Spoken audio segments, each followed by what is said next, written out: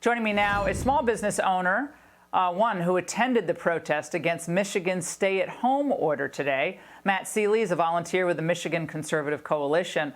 Matt, your governor essentially said today that you'd be stuck in the house anyway because there's snow on the ground, a late snowstorm in Michigan. Your response to that? It's just ridiculous. I mean, ultimately, everyone that came out is so fed up with being sequestered and treated like small children in that we can't social distance and be diligent about personal hygiene, follow CDC guidelines and safe practices. And, you know, we want to take our lives back. One thing that we've learned through this is that this is going to be the new normal. COVID-19 is going to be in our lives for at least the next year until there's a vaccine. And we need to figure out a way to get back to as normal of a life as possible while this plays out in the background. The solution is not to lock us into our homes. Well, I'll say, if you say when we get a vaccine, it always amazes me to hear people say when we get a vaccine. We don't have an HIV vaccine.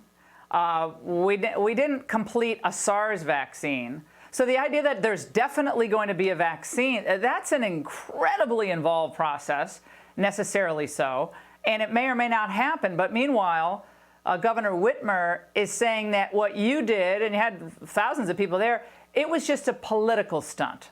Check it out. It wasn't really about the stay-at-home order at all. It was essentially a political rally, a political statement that flies in the face of all of the science, all of the best practices, and the stay-home order that was issued. This small group of people that came together without masks on, brandishing their weapons, who were having, posters of being anti-choice. I mean, this was a political rally. She says it's political, and suddenly she starts bringing up anti-choice. I mean, I don't understand that, but is there any fairness to that criticism that it wasn't a bipartisan group of people? It was basically just a bunch of Republicans wanting to make her look bad. No, in fact, we went out of our way to make this bipartisan. This is not a political issue. To us, we would have come out and had this same protest with a Republican governor or an independent governor.